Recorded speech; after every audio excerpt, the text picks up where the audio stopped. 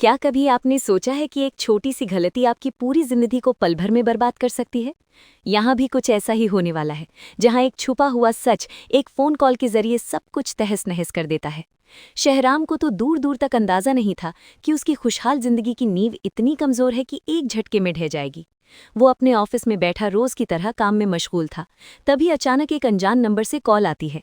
शुरुआत में वो इसे नज़रअंदाज करना चाहता है, लेकिन जैसे ही कॉल दोबारा आती है वो उठा लेता है और दूसरी तरफ से एक शांत मगर भारी आवाज़ सुनाई देती है।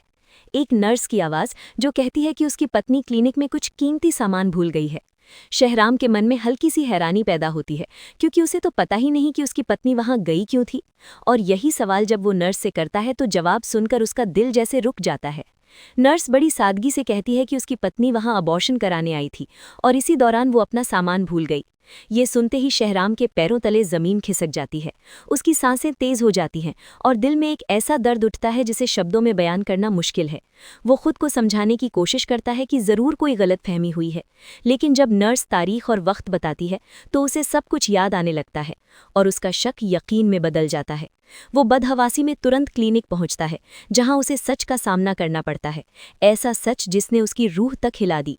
उसे पता चलता है कि जीनिया ने न सिर्फ ये कदम छुपकर उठाया, बल्कि अस्पताल के रिकॉर्ड में भी झूठी जानकारी दर्ज करवाई।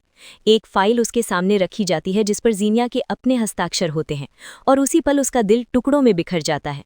जिस बच्चे के लिए वो सपने देख रहा था, उसकी माँ ने उसे दुनिया में आने से पहले ही खत्म कर दिया था। टूटे हुए दिल और उबलते गुस्से के साथ वो घर पहुंचता है, जहां जीनिया अपनी माँ के साथ बैठी हंसते हुए अपने करियर और नए प्रोजेक्ट्स की बातें कर रही होती है, जैसे कुछ हुआ ही ना हो। ये नज़ारा शहराम के जख्मों पर नमक छिड़कने जैसा होता है और वो गुस्से में आकर मेडिकल रिपोर्ट उसके सामने फेंक देता है। उसकी आवाज़ में दर्द, गुस्सा और टूटे हुए भरोसे की गूंज होती है जब वो पूछता है कि उसने ऐसा क्यों किया। पहले तो जीनिया घबरा जाती है, लेकिन तुरंत अपने बचाव में झूठ बोलने लगती है, खुद को बेगुनाह साबित करने की कोशिश करती है। मगर उसी वक्त शहराम की बहन सच्चाई सामने ले आती है। वो रोते हुए बताती है कि उसने खुद जीनिया को अस्पताल में देखा था और डर की वजह से चुप रही। अब शहराम के पास कोई शक बाकी नहीं रहता, उसका भरोसा पूरी तरह टूट जाता है और वो गुस्से में आकर जीनिया को थप्पड़ मार देता है। लेकिन जो बात इसके बाद सामने आती है वो और भी ज्यादा चौंकाने वाली होती है। जीनिया बिना किसी पछतावे के कबूल करती है कि उसने ये सब जानबूझकर किया, क्योंकि उसके लिए करियर सबसे ज्यादा अहम है और वो एक आम जिंदगी नहीं जीना चाहती। उसकी ये बेरुखी और खुदगर्जी शहराम के दिल को और भी गहरे जख्म देती है। लेकिन किस्मत का खेल देखिए, जीनिया को ये नहीं पता कि उसी ऑपरेशन के दौरान हुई एक गलती ने उससे हमेशा के लिए मां बनने का हक छीन लिया है। जब शहराम उसे ये सच बताता है तो उसका घमंड पल भर में टूट जाता है और वो अंदर से हिल जाती है। दूसरी तरफ घर में एक और तूफान खड़ा हो जाता है जब जरार ये ऐलान करता है कि वो अब महक से ही शादी करेगा, चाहे इसके लिए उसे घर छोड़ना ही क्यों न पड़े। परिवार दो हिस्सों में बंटने लगता है, रिश्तों में दरारें और गहरी हो जाती हैं। इसी बीच शहराम एक ऐसा फैसला लेता है जो सबको चौंका देता है।